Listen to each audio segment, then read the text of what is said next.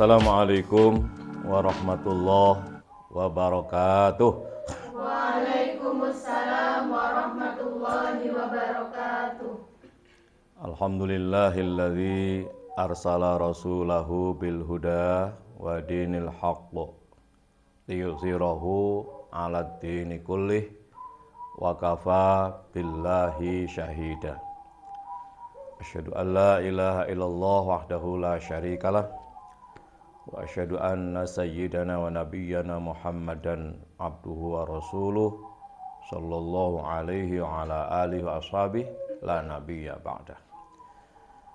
Allahumma salli wa sallim wa barik ala habibina wa syafi'ina wa qurrati a'yunina wa maulana Muhammad ibn Abdullah wa ala alihi wa ashabihi wa asba'ihi wa man tabi'a hudahu ila yaumil qiyamah. Amma ba'du, anak-anakku yang saya cintai, kita lanjutkan kajian kita, kajian tasawuf ya, kajian pendekatan sufi, kajian Quran, pendekatan sufi. Jadi ada beberapa pendekatan di dalam mengkaji agama kita, itu agama Islam, itu ada pendekatan fikih atau pendekatan hukum. Pendekatan ini akan melahirkan forma-forma hukum, ya toh. Misalnya halal atau wajib, ya toh. Haram, sunnah, makruh, mubah. Ya. Lah, sedangkan objek yang dikaji adalah teks dan perilaku manusia. Nah, sedangkan kajian tasawuf itu bukan itu. Kajian tasawuf itu kajian ihsan. Baiknya bagaimana itu ya. Maka tidak ada halal, tidak haram, dikembalikan kepada masing-masing diri kita. Kita disuruh bertanya pada potensi yang diberikan oleh Allah kepada kita, yaitu 5. Apa itu? Iman, yang bersifat 4, yaitu sidik, amanah, tabligh, fatonah. Itu semua ada dalam diri kita. Kita tahu itu. Kamu itu sidik apa enggak? Kamu itu khianah apa amanah? Kamu itu jujur apa ngapusi? Kamu itu pura-pura dungu apa cerdas? Itu kamu sendiri tahu, dikembalikan pada diri. Berikutnya adalah ilmu dalam dada. Ilmu bersifat tahu, dasarnya 2949. Terus nikmat itu bersifat merasa. Nikmat itu bersifat merasa, ya. Nikmat itu bersifat merasa, ya. Lah, dasarnya surat ke-55 ayat 13, 16, 18 sampai 31 kali diulang dalam surat Rahman itu. Nah, dia namanya nikmat. Nikmat itu berfungsi merasa, produknya kejujuran. Nah. Terus yang ke berapa tadi? Iman, ilmu, nikmat, takwa. Takwa itu potensi ada dalam dada kita. Apa kerja takwa itu? Taat.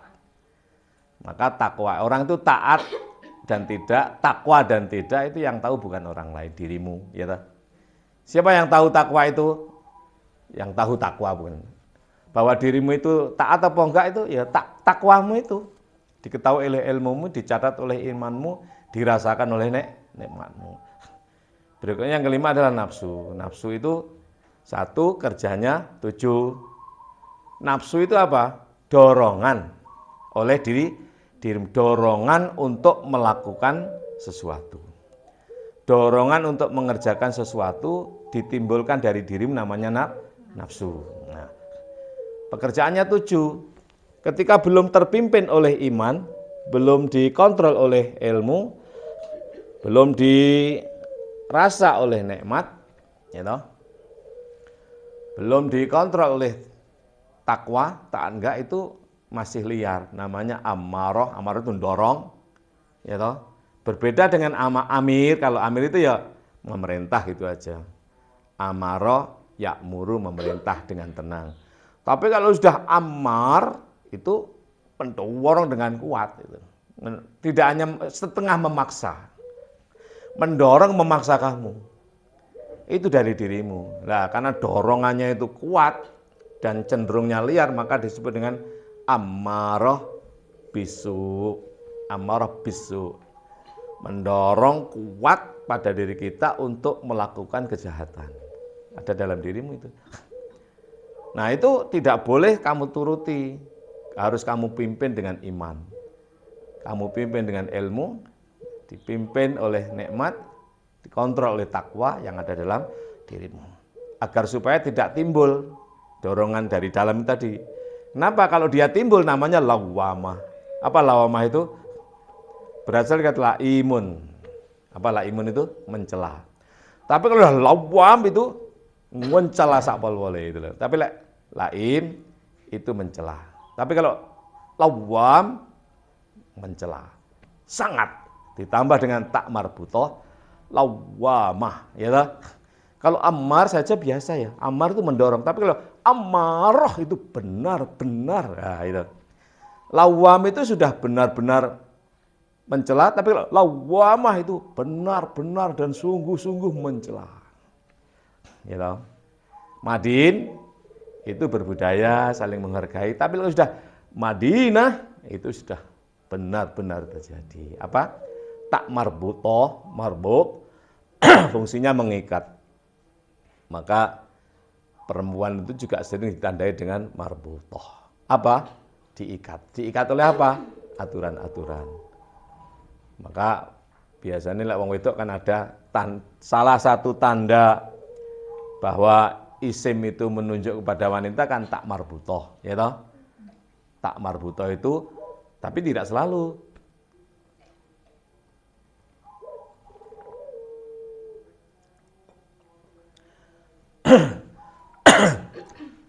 Fatim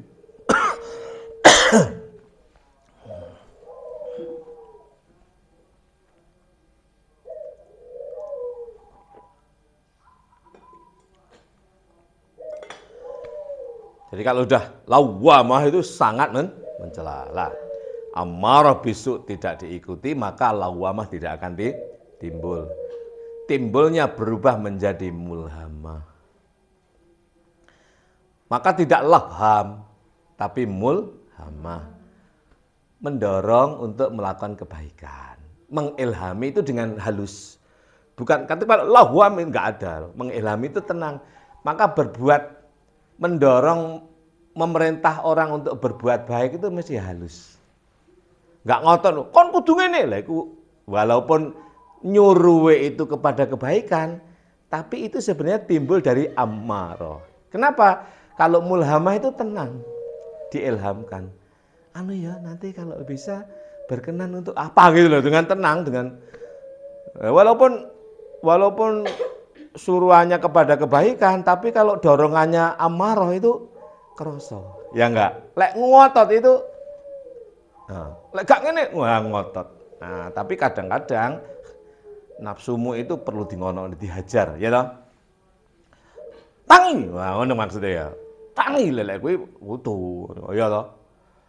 Bangun, nah, misalnya ya, puasa. Tapi walaupun ekspresinya keras, karena maksudnya baik ya enak saja ya toh. Maka tetap pandai pada rasa. Dorongan kebaikan dilakukan maka akan timbul namanya ketenangan diri. Kalau orang sudah tenang maka akan menjadi rela. Kenapa wong kok ngamuk-ngamuk itu enggak rela kan? Namanya tidak ridho. Ya karena enggak tenang. Kenapa enggak tenang? Ya karena enggak mengikuti dorongan kebaikan. Kenapa? Ya berarti dia lawamah. Berarti dia amarah. Wayai melakukan kebaikan, tidak melakukan kebaikan, tapi justru menolak kebaikan. Akhirnya tidak timbul ketenangan. Kalau tidak timbul ketenangan, jangan harap akan ada ridho. Kalau nggak ada ridho, nggak akan mendapatkan ridho. Kalau nggak mendapatkan ridho, nggak akan jadi orang baik. Itu aja kesimpulannya. Kenapa kamu nggak baik? Ya karena kamu nggak mendapatkan ridho Allah. Kenapa nggak dapat ridho Allah? Lah karena kamu nggak ridho. Kenapa nggak ridho? Karena kamu nggak tenang. Kenapa nggak tenang? Ya karena kamu nggak menuruti perbuatan baikmu. Alias kamu menolak kebaikan. Menolak kebaikan sama dengan menuruti jelek. Ya toh? Kan banyak kebaikan yang mesti kamu lakukan. Apa? Nyapu mestinya. Kamu tolak ke aku. Lah, berarti kamu cenderung pada lawamah balik yang amarah. Kan ada itu. Kalau nak telek jipun, nah, mestinya dilakukan. Kalau dilakukan akan tenang. Kalau tenang, rela. Kalau kamu rela, masih ono telek tak tenang tak bersih. Ono telek nggak masalah, ya lah. Rela. Kalau udah rela, mendapatkan kerelaan. Kalau mendapatkan kerelaan, kamu jadi orang baik. Lah nggak ngono, kamu nggak jadi orang baik, nggak dapat ridho, kamu nggak jadi ridho, kamu nggak tenang karena tidak melakukan kebaikan, alias kamu bertahan kepada lawamah dan amarahmu, dan itu pada dirimu semuanya. Kajian tasawuf itu tidak keluar dari itu, ya lah. Tidak keluar dari ilmu tasawuf, apapun itu tidak keluar dari itu. Maka kalau dikatakan dalam ilmu tasawuf dijelaskan bahwa harta benda itu rezeki terendah, ini salah total. Ilmu tasawuf mana ini? Itu bukan ilmu tasawuf tapi ilmu hawa nafsumu sendiri. Enggak moco ngono ae. Nah, wis kadung ya kemelinti ya. Apa kemelinti itu? Nah, orang bisa jadi ya, oh, kenapa harta bendaku menjadi terasa rendah? Ya bisa jadi mendapatkannya tidak terhormat. Ya, kalau kamu mendapatkan harta itu dengan cara yang tidak benar, maka harta yang kamu miliki itu menjadi rendah. Maka dia ada rezeki terendah. Apa? Rezeki terendah harta benda. Jika harta bendamu kau dapatkan dengan cara yang tidak mulia, alias dengan kerendahan. Kalau harta bendamu yang kau dapatkan dengan cara kerendahan, maka harta bendamu akan menjadi kerendahan bagi dirimu. Itu. Kalau harta bendamu kau dapatkan dengan cara yang mulia, dan itu adalah kelebihan fadl Allah, sama dengan memuliakan Allah, maka harta bendamu akan mengantarkan ketenangan dan ketakwaan. Yalah. Harta benda kalau sudah nggak halal itu berat. Ya, berat, dibuang sayang, dikere, digunakan tidak menenangkan. Ya, baik. Saya review sebentar tentang, jadi fikih itu forma hukum, ya, halal dan sebagainya itu. Tasawuf tidak itu. Baiknya pun dikembalikan pada dirimu, alias masing-masing orang itu dituntut untuk jujur. Jujur pada siapa? Jujur pada dirimu sendiri. Kowe ngapusi orang lain bisa, tapi nggak bisa ngapusi dirimu. Bisa nggak kamu mendustai orang lain? Bisa, tapi kamu diketahui oleh ilmumu, ya nggak? Tak empok ya wong iku, padahal ilmumu ngerti, gitu. Tak empok imanmu mencatat, gitu. Tak empok ya wong iku, rasamu mengatakan apa adanya. Ya, kembali pada diri saya akan review pada zuhud sebentar. Zuhud itu bukan meninggalkan dunia, apalagi dalam buku-buku, ya itu zuhud hanya benci dunia. Benci dunia lah, itu keliru. Zuhud itu justru sebaliknya, mengatur dunia menuju takwa. Apa dunia itu isinya? Harta, tahta, wanita, diatur menuju takwa. Wanita, misalnya wanita, iki lek enggak dirabi, dadekno dosa. Neng lek dirabi, menjadikan pahala berlipat ganda. 2 rakaat bagi yang bersuami istri lebih baik daripada 70.000 rakaat bagi yang belum bersuami istri atau tidak bersuami istri. Ini kok ora kok hitung-hitungan ngono enggak lho ya. Engko aku mek titik terus ngono akeh, enggak ngono. Iki saking betapa pentingnya apa? Ini pentingnya aturan agama. Kan kamu seneng nyang wong lanang juga seneng nang wong wedok diatur cek enggak kaya kewan ngono. Makane rakaatani mutazawijani khairun min sab'ina alfa rakaatin ghairi mutazawijin. Nah, ngono.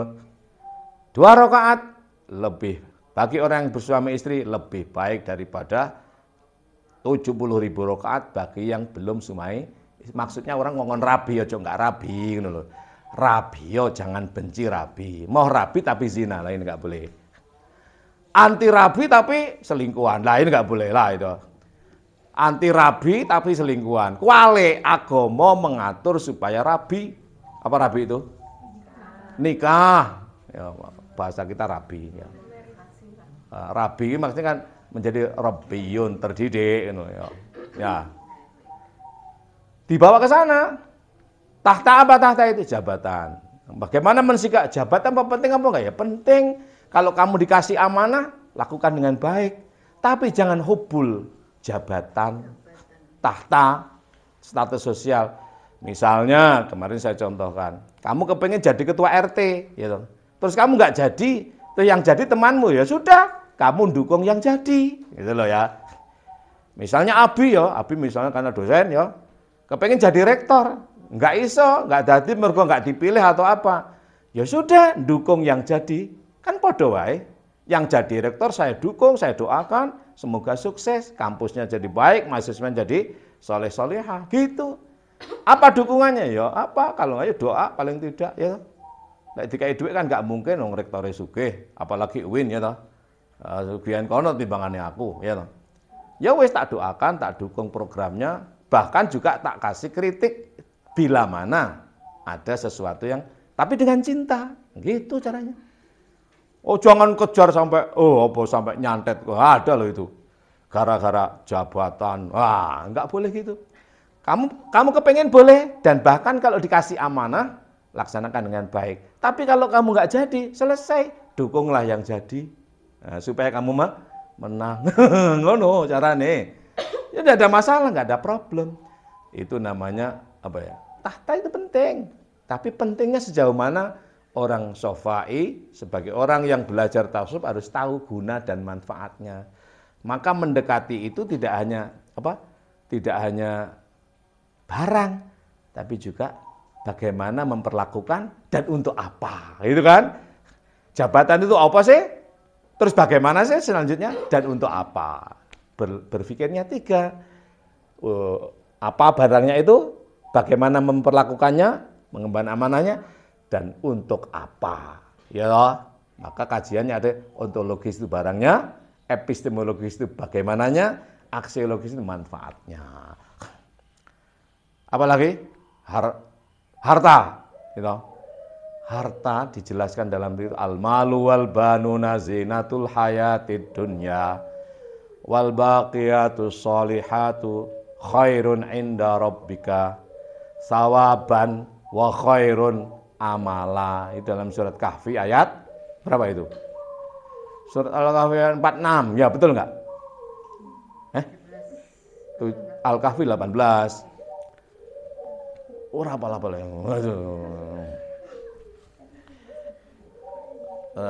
Betul ya? Betul ya? Surat Al-Kahfi itu surat ke-18 ayatnya 46. Betul. Maka di situ bukan malun, tapi al-malu, pakai isim ma'rifah alif lam. Ini perlunya belajar linguistik Arab itu. Masjidun dengan al-masjid itu beda. Baitun dengan al-bait itu beda. Ya toh? Isim nakiroh itu tidak jelas, nakiroh. Maka kalau hanya nakiroh akan bertemu dengan mungkar. Ya toh? Nakir menjadi mungkar. Makanya kudu isim ma'rifah. Ojo ming masjid tapi al masjid. Isim ma'rifah. Artinya mendekati masjid itu dengan kena kopi tadi. Kopinya kayaknya kopi campur. Kopi campur apa? Beras.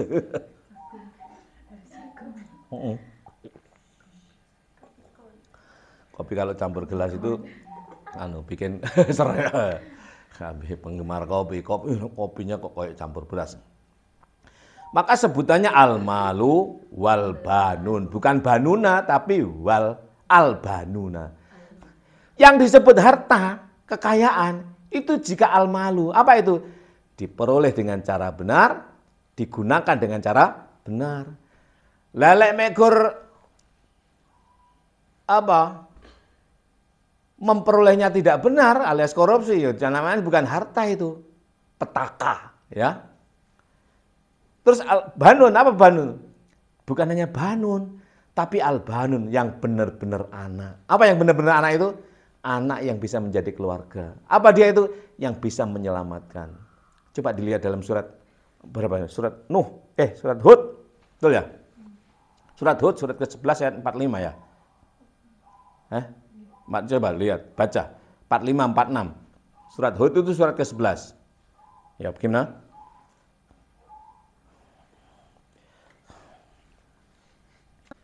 A'udzu billahi minasyaitonir rajim. Bismillahirrahmanirrahim. Wa nada Nuhur rabbahu faqala rabbi inna ibni min ahli wa inna wa'dakal haqq wa anta ahkamul hakimin. Qala ya Nuhu innahu laysa min ahlik innahu amalun ghairu salihin fala tas'alni ma laysa laka bihi ilm inni a'idzuka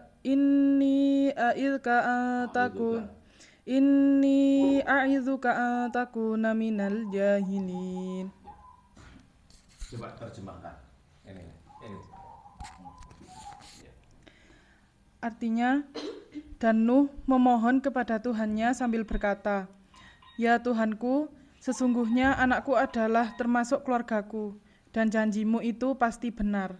Engkau adalah hakim yang paling adil." Dia, Allah, berfirman, "Wahai Nuh, sesungguhnya dia bukanlah termasuk keluargamu, karena perbuatannya sungguh tidak baik. Sebab itu, jangan engkau memohon kepadaku sesuatu yang tidak engkau ketahui hakikatnya. Aku menasihatimu agar engkau tidak termasuk orang yang bodoh." Coba perhatikan firman Allah itu tadi, surat Hud, surat ke-11 ayat 45, 40. Nah, Nuh yang punya anak bernama Kan'an, ya toh? Ya, dia protes karena Kan'an tidak mau ikut Nuh naik perahu, dia akan naik gunung. Ya kan ceritanya gitu. Nah, sekarang sudah tidak ada yang bisa menolong selain Allah. Enggak, saya akan naik ke gunung ya. Bersamalah aku. Nabi Nuh nangis. Nuh itu nama sebenarnya Farhan. Siapa? Farhan. Kenapa dijuluki Nuh? Ya karena itu, Nuh itu artinya sambat. Apa itu? Ngeratap itu loh. Ngeratap. Kalau ngeratap, sambat, ngeluh, itu akan mendatangkan bahaya. Makanya datang banjir. Kenapa? Ya banjir itu simbol saja loh. Ya. Nek kamu kakean ngeluh, akan datang banjir. Makanya Abi itu marah kalau ada orang ngeluh. Aku semarin aku kesel. Wih, iya, sapa sing gak kowe kesel? Ya toh. Kabeh wis aku wis kesel. Justru keselmu itu akan mendatangkan ujroh, al-ajru biqadri ta'ab. Gara-gara kue sambat kue ujrohe ilang, ngono lho. Ya, oleh apa? Banjir. Nah, kesel aku ngono. Kesel iku gare pahala kok. Al-ajru ujroh bayaran biqadri ta'ab, sesuai kesel, alias lek kue wis kesel, capek, baru oleh bayaran. Mergo kue ngeluh, bayaran ilang. Dadi ini apa? Musibah, banjir. Makanya Abi ini marah kalau ada orang ngeluh gara-gara kesel kerja. Justru kowe kesel ya alhamdulillah, keringetan, alhamdulillah, mari ngono oleh bayaran. Ngono lho, mari nyapu, mari wah enak bayaran. Ngono. Kesel aku men. Alah, wis kae wegah. Aku paling wegah itu. Marah saya itu kalau ada orang itu tuh. Kowe, kamu sapa? Aku marah lek ngeluh itu. Nah, kenapa? Karena ngeluh itu tidak akan menyelesaikan masalah, justru akan mendatangkan balak bencana, banjir kiamat. Ya enggak? Ora kok kiamat kabeh ngono enggak, wong kowe duduk nabi. Kiamat ora kena musibah awakmu kuwi ngono lho. Keinginanmu ditunda, hajatmu enggak terkabul, bahkan kowe kena penyakit. Mergo apa? Ngeluh padahal wayahe oleh bayaran. Al-ajru biqadri ta'ab, bayarane diganti banjir bandang. Lelek Nabi Nuh duwe perahu, lelek kowe. Ayo, makane ndang sadar aja ngeluh. Roh aku kowe lek kerja, roh aku. Kowe iki kesel kuwi aku roh. Kowe roh aku rasa wis tak roh. Justru alhamdulillah mergo dengan capek itu kamu dapat ujroh. Alias ujrohmu itu sesuai dengan capek.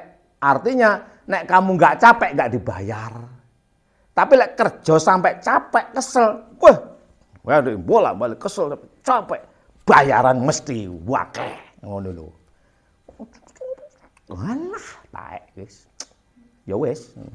Baleni aja dibaleni ngono-ngono iki meneh. Aja dibaleni ngono kuwi nggarai bayaran dadi bencana. Nah, anak sing albanun sing kaya apa? Sing albanun iku duduk banun ya. Anak yang jadi keluarga. Nabi Nuh, Kan'an sampai ngerayu-rayu nang Gusti Allah. Iku anakku Gusti.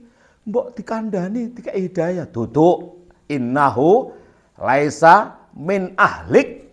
Masih yo anake kok kowe kumpul karo bojomu duwe anak jeneng Kan'an, kuwi hakikate dudu anakmu. Kena apa?